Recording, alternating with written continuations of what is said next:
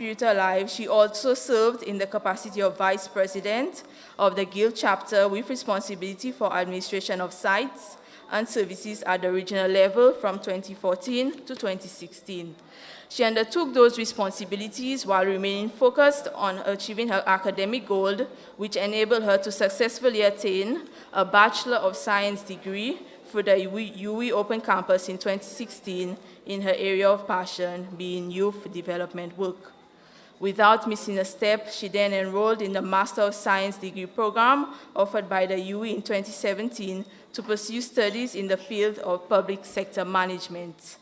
Despite the pressure of undertaking studies at a more advanced level, Marcia nonetheless quickly re-immersed herself in the work of the UE Alumni Association, whether through participating in the launch of the UE's Global Giving Program, which was held in July 2016 at Government House, or through mentoring students entering the open campus for the first time, Marcia could always be depended upon. Her calming presence and sage advice will be sorely missed at the orientation session taking place actually this evening for the new and continuing students of the open campus. It came as no surprise when Marcia was nominated by her peers for the post of Vice President of the Alumni Association in 2017. She contested the post against two other candidates and, of course, was victorious. From our understanding, she didn't even campaign for the post, but yet still she won, and not even by a small margin. It just goes to show that persons were aware of her capabilities and knew she was the right person to move the association forward and make things happen. Marcia would always make time to meet with the alumni executive despite her packed schedule, and would often lead us in prayer, followed by fruitful discussions and activities to stimulate the interest of alumni and revitalize the association. She always had an idea or knew someone who can assist in making an event happen. At last year's annual church service and brunch, which was held in September, Marcia moderated the session and kept participants in tune, excited, and all smiles as they shared their experiences about the EU days. She will be missed at our upcoming church service next month, which we will dedicate in her memory. The Open Campus Officer for Alumni Relations added that the alumni drawn from the Caribbean region will indeed miss her bubbly personality, her passionate and strong commitment to the UE at the graduation and alumni retreat, which will be held in St. Lucia in October this year. Marcia will be dearly missed by the members of the UE Alumni Association, whose lives she touched in various ways. Her commitment to the UE and its alumni was unquestionable. We will always remember her smile and captivating personality, which she exhibited at our events to keep the crowd engaged and interested. Marcia often quoted as her personal philosophy the words of William Arthur Ward: "If you can imagine it, you can believe it. If you can dream it, you can become it." While we will miss you immensely, Marcia, and are in deep sorrow, pain, and disbelief that you are no longer physically with us, we remain comforted knowing that you are in a better place now with bountiful blessings and riches. Continue to shine in the heavens with your big, bright smile. In closing, the UE Open Campus, the Guild of Students, and the Alumni Association extends heartfelt condolences to Marcia's family and friends. Thank you once again to the organizers of this tribute, which has enabled the UE family to join in celebrating Marcia's inspiring life while reflecting on the valuable contribution made to our country for involvement in the various groups and associations. Marcia personified the importance of giving back and that nothing was too much for her. Our collective prayers for fortitude and solace goes out to you all. I thank you.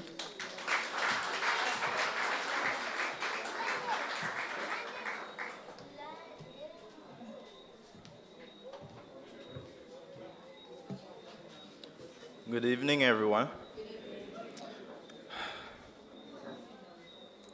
Before I begin this short tribute, I really want to thank the organizers. I want to thank all the youth groups and young people who showed up this evening to show and recognize Marcia Dolor for her contribution towards youth development in St. Lucia. The National Youth Council is an organization which strives to provide representation and be the voice for all young people and youth organizations in St. Lucia. And as a youth and sports officer attached to the Ministry of Youth Development and Sports, Marcia went beyond the call of duty to ensure that young people were given equal opportunities, be it working with our different branches, the Vieux-Fort South Youth and Sports Council, the Vieux-Fort North Youth and Sports Council, other youth organizations like the Caribbean Youth Environment Network. Marcia did strive through Youth Month, being Youth Overhaul, her trademark event, believing that Youth Month has to begin with invoking the Spirit of the Lord and with providing due recognition to the Father who is the Creator. Marcia ensured that Youth Month did have young people on board, and as an organization, the National Youth Council, we continue to ensure through her standards set, we continue to ensure that Youth Overall will remain part of the Youth Month calendar.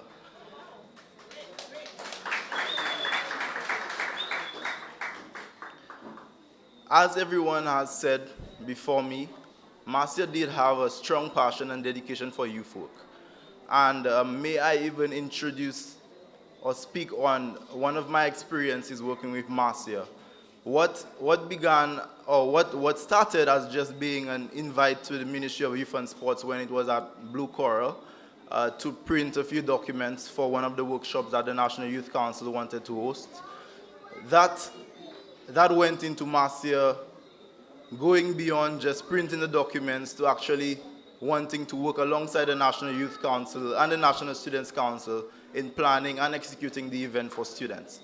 That was my first experience with Marcia at that level, and it really taught me that being on the level of a youth and sports officer, the fact that the grassroots involvement and working directly with young people is what we really have to take pride in and what we really have to, really have to emphasize. The National Youth Council, given that we're pretty new, the new executive has been perhaps a year into our tenure, Marcia has been involved in the National Youth Council for so many years. And if I could recall, given the council was in a period where it needed a bit of revitalization, Marcia stepped in to be that mediator. She stepped in to solve many of the problems the organization faced. And I could recall one of the meetings at the Vieux-Fort Primary School. A group of young people from the different branches sat together and really were trying to come to terms with the state of the organization. And I would proudly say that without Marcia's intervention at that time, we would not have been here as an organization making the strides that we're making right now. My personal involvement with Marcia, I must say, and I will share this with you as the audience, getting to know Marcia was really something which helped me with my own personal development. I can recall one of the late drives down from Blue Coral down to the south when Marcia was kind to drop me at my home at that time in the night because I wouldn't have gotten the bus anyway. She shared something with me, and it stuck with me until then. She told me that in voluntarism, you cannot fire people from voluntarism because people volunteer their time and their dedication and their energy and their efforts. You cannot fire people from voluntarism.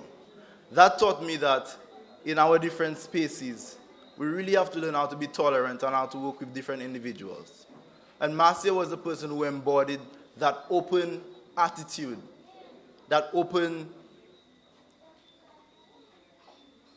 She was an individual who really embodied a character which worked and tried to bring different people in and make the best out of different people.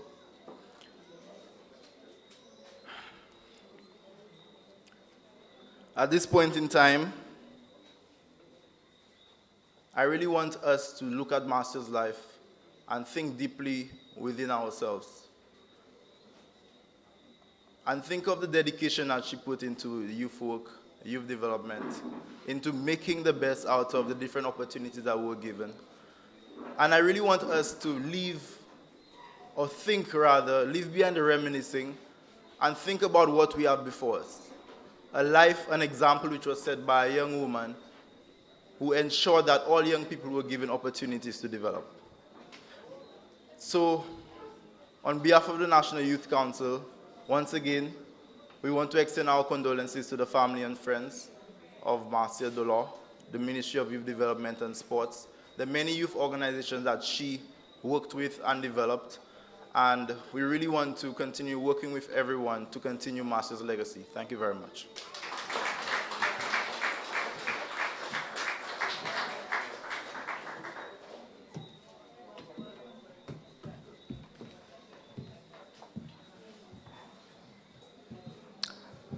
Good evening, everyone. Mr. Ariste here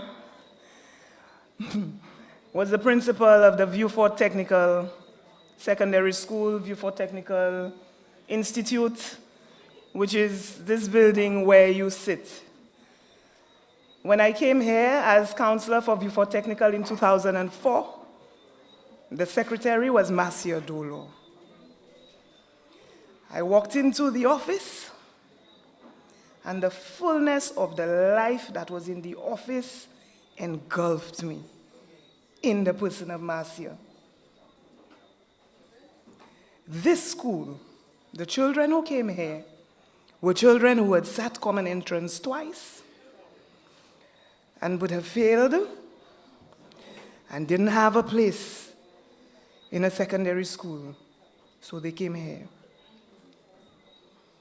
Marcia fed children here. Marcia built children here. Marcia worked with children here. Marcia would drag me, Joyce, one of our students, they said, before you know, we're gone. I want to share. We had our sports meet with there's a student. We didn't know. But this little boy was ill and was at hospital. And somebody went to the hospital and saw this child, but we didn't miss him from school. We missed him, but nobody. And the person met Marcia and told Marcia about this little boy. Marcia came and Marcia got me, and Marcia said, Joyce, one of our students is at hospital. When we got to the hospital, we found this little boy. Marcia did everything and ensured we did everything possible to help this child and to make his few days better. He had cancer of the nose and he was dying. Nothing stopped Marcia.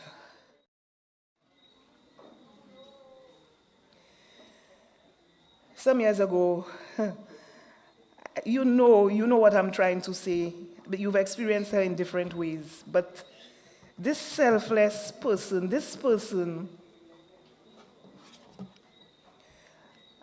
we had a crusade in Oji, and I was preaching that crusade for a few weeks.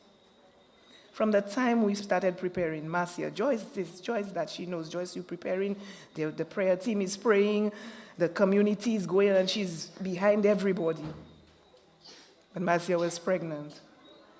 Okay, Marcia, just keep calm. You know, we have things under control, but not Marcia. She's unrelenting. The last morning of the crusade, go to the site, I have my last message to preach. Everything is normal. We do business as usual. Alfred shows up, you know, and things are happening. Message. That was my last message of the crusade. This Egyptian that you see now, you will see no more forever. Strong message.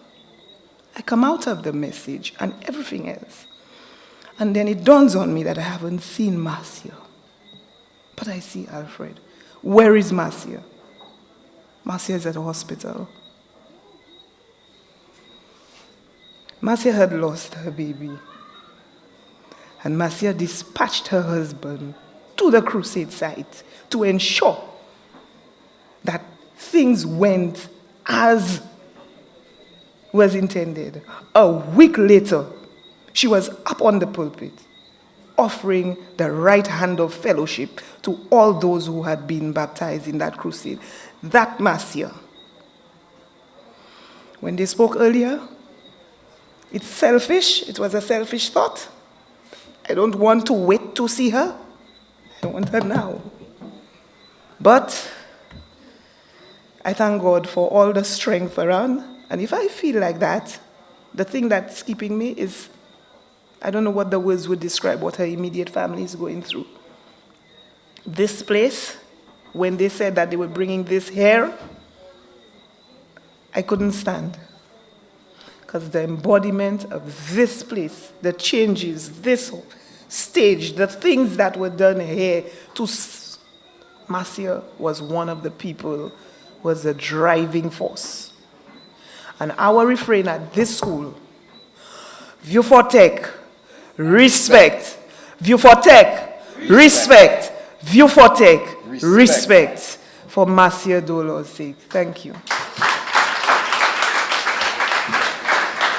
I just want to echo good evening. I just want to echo the sentiments of Mrs. Eugene.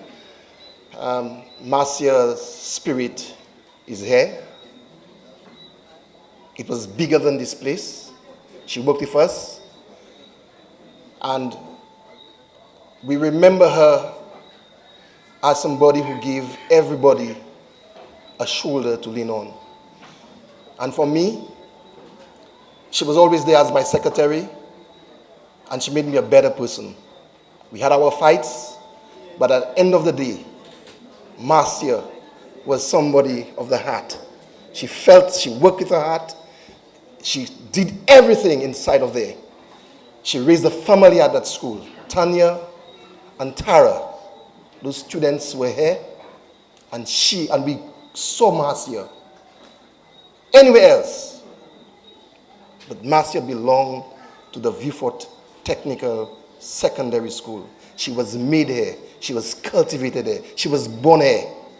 And because of her, we also got to know her family, her father, her mother, her sister. This was who she was. And we must remember that for each one of us, that she made us a better person. Thank you.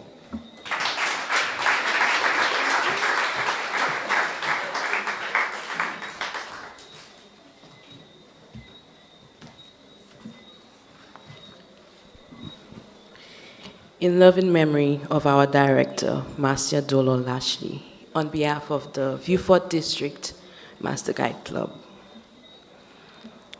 She was mother to many, sister, friend, wife, confidant, Marcia, Mistress Lashley, Sister Marcia.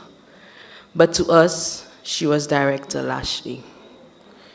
She was a director like no other we ever had. The epitome of a true leader, full of enthusiasm. She was zealous, committed, industrious, creative, and most of all, she was an inspiration. No mountain was too high, no valley too low, no river too wide, no hike too difficult. For wherever we needed to be, we got there.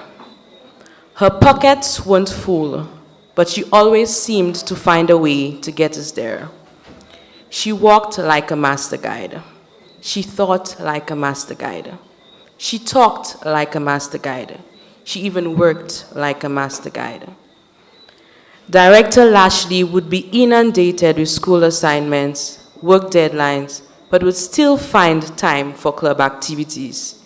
She would say, "I want club to be fun." And definitely that it was fun. How could there ever be dull moments with Director Lashley around? Though every club activity was an adventure, she ensured her master guides learned the skills and acquired the knowledge needed in order to be the best we could be. Whenever we were on parade, or at drilling sessions, she would say, "Master guides, look sharp." No task should have been too great for us, because she made us believe that if we can imagine it, it can be achieved. Through Christ, everything is possible. Our last few activities with her were Camp Kukri and Master Guide Fair. The day of our Camp Kukri was a rainy, muddy adventure. The path before us was definitely unclear. Some chose the grassy path, others the walking stick, and there were those who were deprived of the opportunity of choice when the mudslides took over. But we got to that river anyway. As she joined in on this expedition, she would stop and laugh uncontrollably when we fell with those pots and pans and other cooking utensils. Her eyes kept fixed on me like a hawk, evaluating every step. And when the fire was not lit with that one match she gave, she would say in our very Creole tongue, "Uja fail." But it didn't stop there. She encouraged us to try again and then moved on to the next group. For our last pursuit, Master Guide Fair, Director Lashley was definitely not as bubbly as she usually was. She was sick. Yet, when asked why she had not stayed home, her response was, "I cannot motivate Master Guides to come to fair and I don't show up." I remember the Sunday at that Camp Kukri. She couldn't bear to watch another Master Guide struggle to light the fire with just one match. Forgetting she was ill, she lay on the ground and provided fuel to the ailing fire. She was Master Guide to the core. She had a passion for ministry. Director Lashley loved young people and always encouraged them to aspire for excellence. I am a product of who she was. That is, a true leader. From her, I learned that true leaders do not create followers. They create more leaders. This was Director Lashley. Though her presence, her words of affirmation, her motivation, her love, her determination, and her directorship will be greatly missed, we now know that everything we do as a Master Guide or as a club will be done in her memory. Today and onward, we stand as a mighty army, ready to do and dare. For we have a hope within us, a faith to live and share. Forward we will march together. With Christ we have no fear. We will carry high his banner, Adventist you far and near.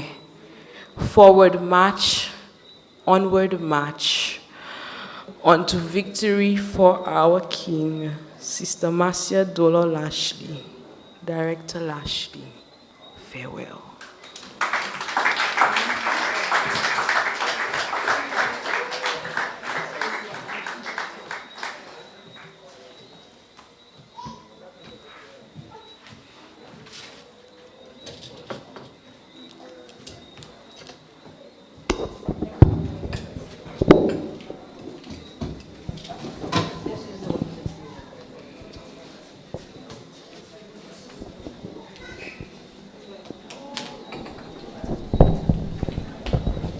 Good night, everyone. We are on behalf of the Soufriere Youth and Sports Council, but generally we are going to do it on behalf of all councils, because really and truly, Miss Marcia was someone who was an uplifting person, spiritually uplifting, emotionally uplifting, character-driven, and she always helped people to aspire for their goals, even in your toughest situation. She was a shoulder you could lean on, and everyone can say that, right? She was a shoulder that you could come to cry on, and she would comfort you. And I remember my encounter with her at Master Guide Investiture when I had to sing with my director, Mr. Irenas Henry. And as soon as I left the stage with all applaud, this bubbly character rushing to me with that smile and giving me a warm hug and saying, "Brother, I love your singing. Keep singing for the Lord." And I was so thankful because that was encouragement for me at that moment. And also, the song which we chose for her is "You Raised Me Up." And this is the rendition that we are going to do because she has raised some of us up through our trials and tribulations that have made us the person that we are today. Whether small, whether large, but Marcia dolor was the one who impacted us.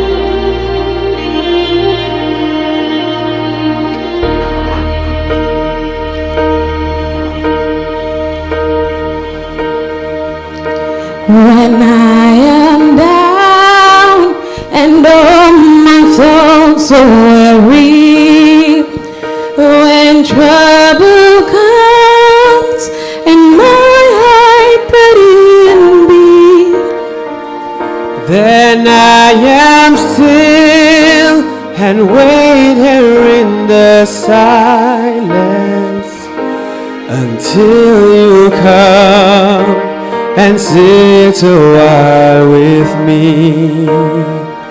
You raise me up so I can stand on mountains. You raise me up to walk on stormy seas. I am strong when I am on your shoulders. You raise me up to more than I can be.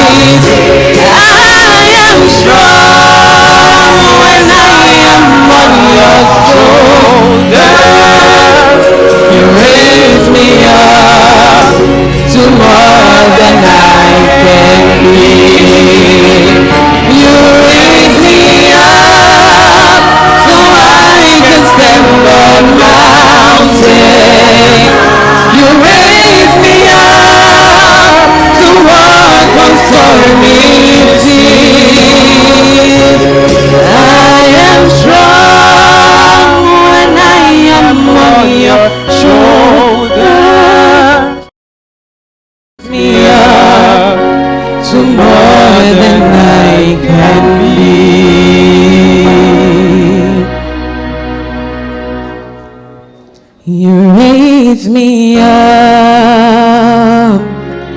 to more than I can be.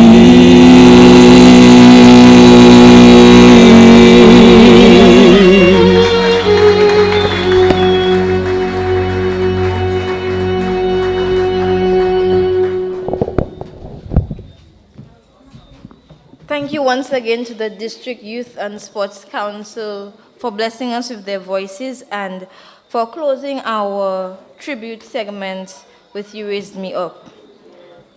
The next special tribute that I call is someone we know in the Calypso circuit as a former king. We remember him this year for his song, Helen Mayeteowa King. But Nintas Magre, I must share with the audience, was supposed to sing at Marcia's wedding. And they're waiting and we're waiting. Where is Nintas? And we never saw the king, but the king is here tonight. And to pay fitting tribute to someone who was a beloved friend, we call on Nintas Magre.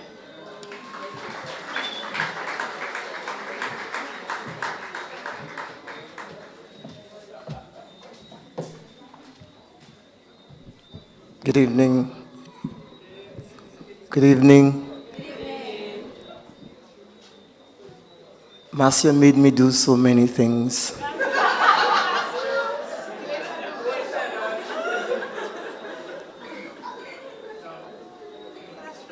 My first encounter was Youth Parliament, and after I had done my delivery, she came from the gallery and she said, "Where are you from? What is your name? That was brilliant. Would you like to join CYN?" I said, "What is CYN?" She said, "It's an environmental network of young people." I said, "Oh, wonderful. I would love to do that. You know, when you come from the back of the country, you have lots of stuff you can do with plants." And I was heading home, and she came and she said, "You can't go home. We're going to a meeting. The meeting is now. It's today." And because of that imposition, Marcia and I, with the assistance of our dear sister Angela, for a long time, anchored CYN in St. Lucia. We were the first and only youth organization to represent the region at an international activity, the climate change meeting. And Marcia was also the wife that I never married. And I was the husband that she never took home with her. And she had this gentleman sitting in her vehicle.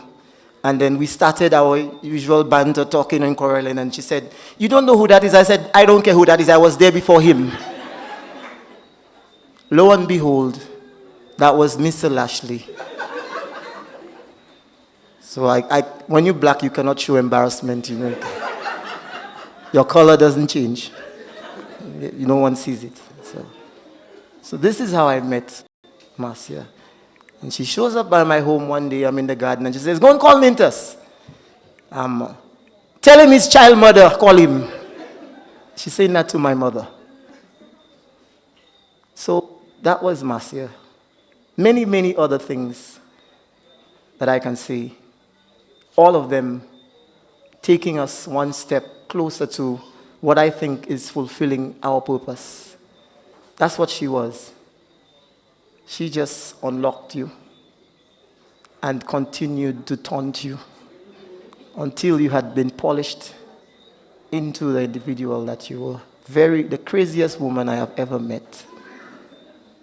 I used to call her a Badventist, not an Adventist.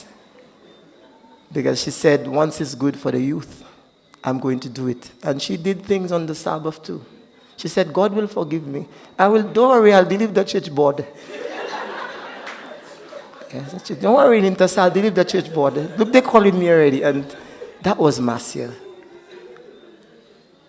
It's so hard to say goodbye to friends like Marcia. Marcia wasn't a friend to me, she was more. Because friends wouldn't call you at 11 p.m. and say, I have a function tomorrow, I'd like you to sing or to be the MC. Or I need your help to come and do this or do that. Or I need $20 for the children. And you just have to go with it. So DJ, if you give me a track, I had to say goodbye.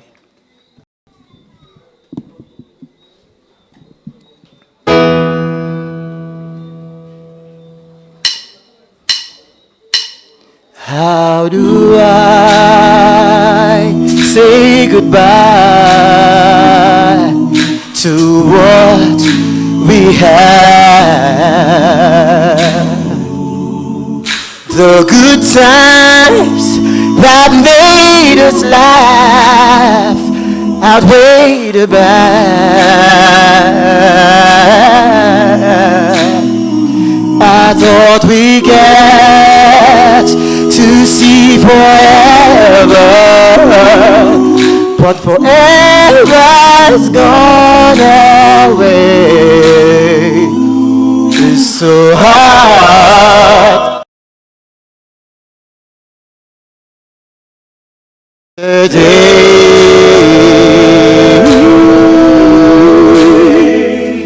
I don't know what is wrong.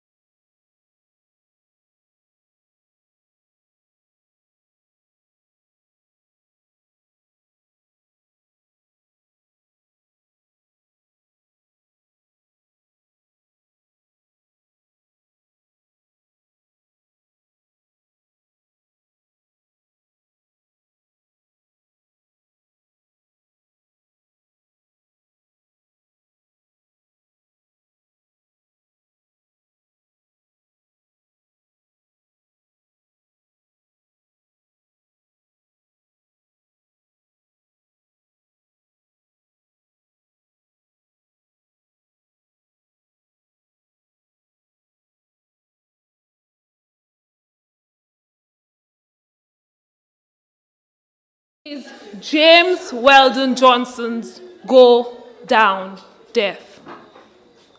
Weep not, weep not, she is not dead. Heart-broken father, weep no more. Grief-stricken mother, weep no more. Left lonesome sisters, weep no more. Heart-broken husband, weep no more. Grief-stricken sons, brothers, and nephews, weep no more. Left lonesome daughters and nieces, weep no more. On August 16, 2018, God was looking down from his great high heaven, looking down on all his children, and his eyes fell on Sister Marcia, tossing on her bed of pain. And God's heart, God's great big heart, was touched with pity, with everlasting pity. And there, God, he sat back in his throne, and he commanded the tall bright angel standing at his right hand, call me death. And that tall bright angel cried out in a voice that broke like a clap of thunder, call death! Call death! And the echo sounded down the streets of heaven till it got way back to that shadowy place where death waits with his pale white horses. And death heard the summons and leaped on his fastest horse, pale as a sheet in the moonlight. Up the golden streets death galloped, and the hooves of his horses struck fire from the gold. But they didn't make no sound. On death rode to the great white throne and awaited God's command. And God said, go down, death. Go down. Go down to Dennery, St. Lucia, down in Grawavine, and find Sister Marcia. She's borne the burden and the heat of the day. She's labored long in my vineyard. She's preached and she's sung and she's prayed. She's tired. She's weary. Go down, death. Go down. And death didn't say a word, but he loosed the reins on his pale white horse, and he clamped the spurs to his bloodless sides, and down and out death rode, through the pearly gates, past the sun and moon and stars, leaving the lightning's flash behind. Straight down he came. And while they were watching round her bed, she turned and looked away. She saw what we couldn't see. She saw old death. She saw old death coming like a falling star, but death didn't frighten Sister Marcia. He looked to her like a welcome friend, and she smiled and closed her eyes. And death held her like a baby, and she lay in his ice cold arms, but she didn't feel no chill. And death began to ride again, up beyond the evening star, into the glittering lights of glory, and onto the great white throne.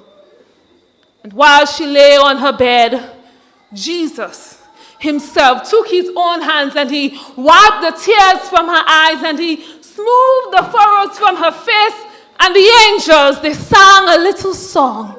And Jesus himself rocked her in his arms, and he kept her saying, take your rest. Mercy, take your rest. Weep not. Weep not.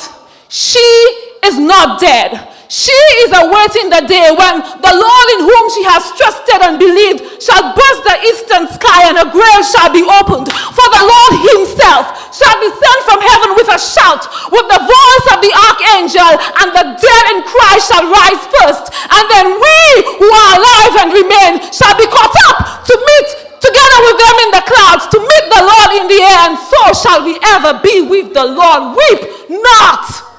Weep not. She is not dead. She is sleeping, yet we shall not all sleep, but we shall be changed in a moment, in the twinkling of an eye, at the last trump. For the trumpet shall sound, and the dead in Christ shall be raised incorruptible, and we shall be changed. For this corruptible must put on incorruption, and this mortal must put on immortality. And so when this corruptible would have put on incorruption, and this mortal would have put on immortality, then shall be brought to pass the saying that is written, death is swallowed up in victory.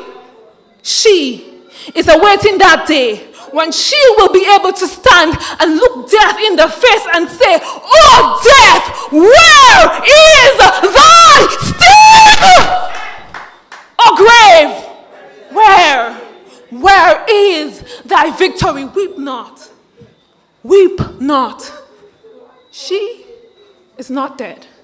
She is awaiting that day when she shall enter the pearly gates and shall walk the streets of gold in that New Jerusalem, where God himself shall wipe away all the tears from our eyes, and there shall be no more death, neither sorrow, nor crying, nor shall there be any more pain, for the former things are passed away. Weep not, weep not. She is not dead. We shall see her when we shall meet by that sea that looks like glass, and we will sing redemption song, and her voice will be heard loud and clear, and we all know that she will be eating from the tree of life. Weep not, weep not. She is not dead. She is resting.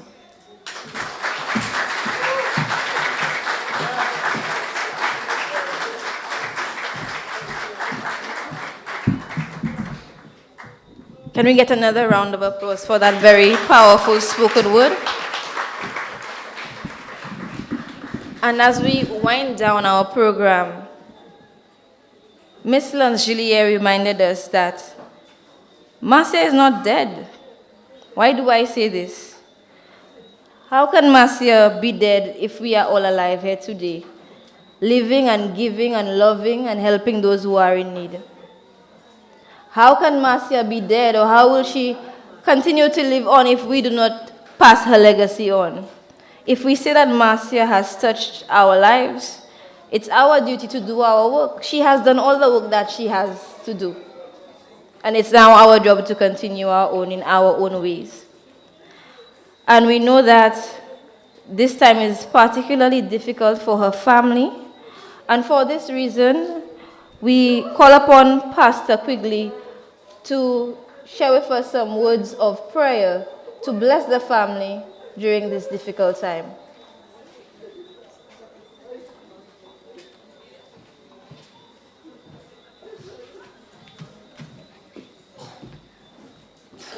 Good night, everybody. Let us all stand for the prayer.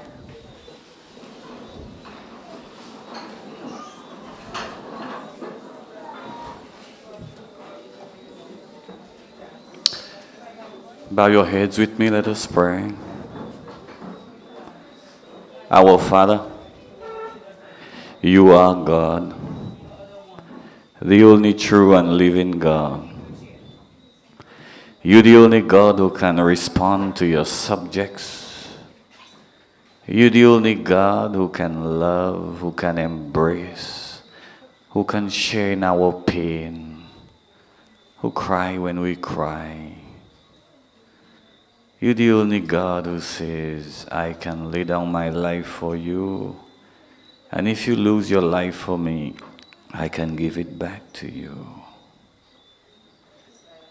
Today, we gather here together as a family with one common purpose, somebody that we truly loved, this wonderful human being who've touched all of our lives in such a positive way, have dragged us here today just to remember her. We have noticed it was your blessing to us. Marcia was your blessing to us. Such a complete and loving human being who contributed so much so quickly. Today we want to pray for the parents, the family members, husband and children, the immediate family who were crushed by her passing. We know you understand death and its context, the pain and the gap that it creates in every family. You know we ourselves don't understand death in spite of how often it happens.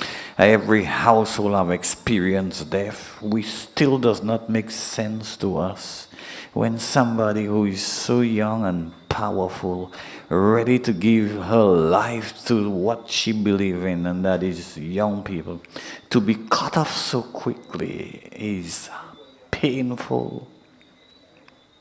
Bless her family, her husband, empower them, her mom, her father, her siblings and her children, niece, nephew, auntie, uncle, everybody whose bloodline she shared. Have mercy upon them and embrace them. Cradle them in your arms to bed at night when they up and looking at the ceiling with a million unanswered questions. To everybody who is standing here today, who shared so many wonderful things about this person, we pray for your blessing, your continued embracing. When we leave this spot here tonight, we will not be in chairs, feeling weak and vulnerable, but instead her lifestyle and her contribution will empower us, we ourselves, to join the battle, to get to make it possible so the next generation of young people can understand and be more successful in this corrupt place that we call home.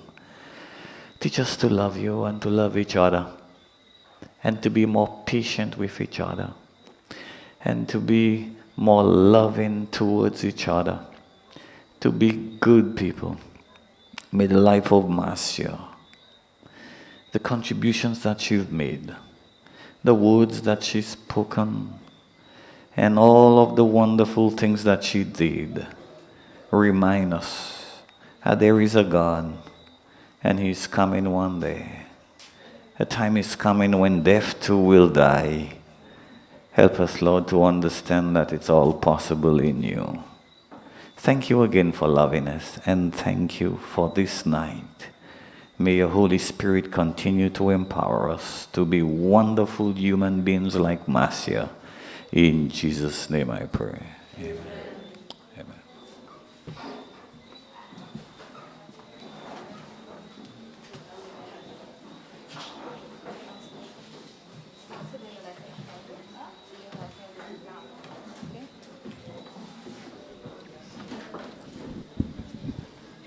Before we move to the vote of thanks, we now have a lighting of candles and a moment of silence in honor of Marcia.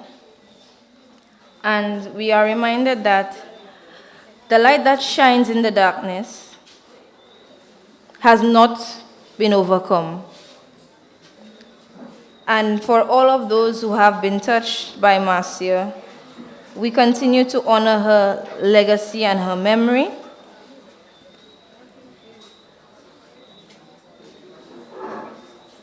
And to remember all the good things that she inspired in us, our responsibility to continue to shine our own lights in different ways in what we do, in our passions, and to remember what is really important in life is not what we have, but the people whom we meet in life, how we touch them, and how we uplift them in different ways.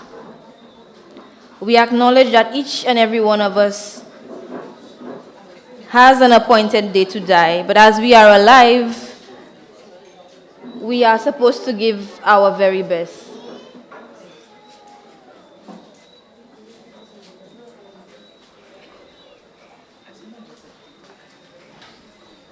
Marcia was not just a phenomenal youth worker, student, mother, friend. She served her God in word and in deed as well. So at this time, I ask that we all observe a moment of silence, which I will time and end. Starting now.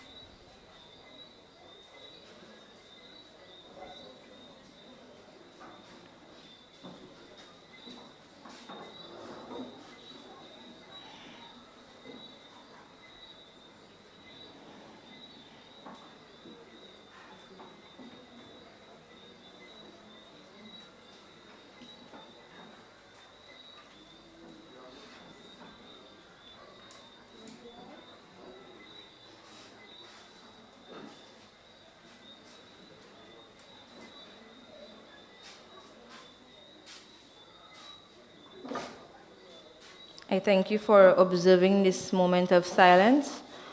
Our final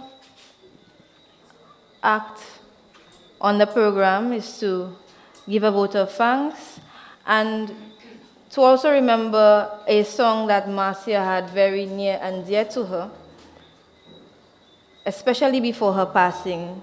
So we observe this song at this time.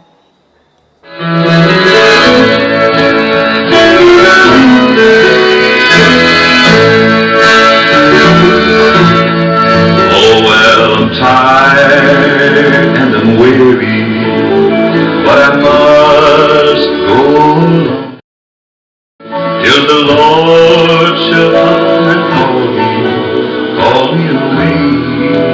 Oh, yes, then the morning so bright, and the Lamb is the light, and the night is as black as the sea. Oh, yes, there will be peace in the valley for me someday. There will be peace in the valley for me. Oh, Lord, I pray there'll be no sadness, no sorrow, my Lord, no trouble I see.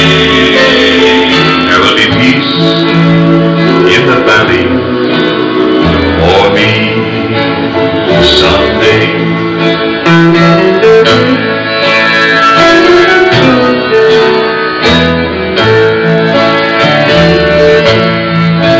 There will be peace in the valley for me someday.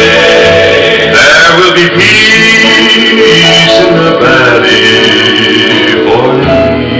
Oh Lord, I pray there'll be no sadness, no sorrow, my Lord, no trouble I see. There will be peace in the valley for me, for me.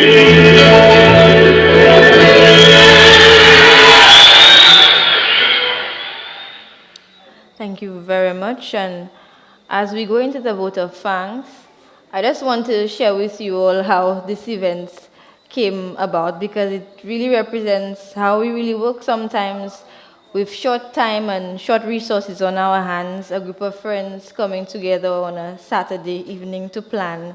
And we're so grateful for all the persons who are present here today, physically and in spirit, to celebrate Marcia. And we hope that today is not just a ceremony for you, but a continuation of living and giving and using your days.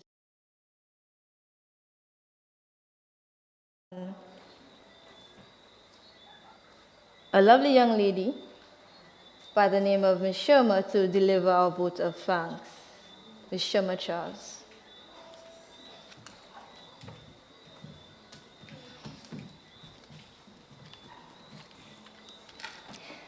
Permit me to adopt the protocol that has already been established. Good evening to all. You know, usually at any function, you know, one would say or is expected to say or start by saying, oh, it's an honor to have to deliver the vote of thanks. But today, to be honest, it's an unbelievable and heartbreaking moment to have to. Marcia was a woman of steel and courage, one of the few straightforward persons I ever knew, the realist, bold-faced. Marcia was also one of the few kind and caring individuals or souls ever met. God sends angels to impact and inspire young lives, and she did just that. So I want to say, first of all, I want to say thank you to Mrs. Marcia Dolor Lashley for a job well done. And ladies and gentlemen, I want us to put our hands together for Marcia. And if this is all the clap you could give to Marcia, this is big. She deserves more than that.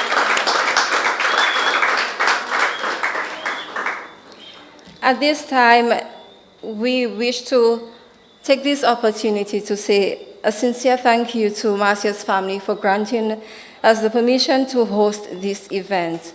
We stand with you.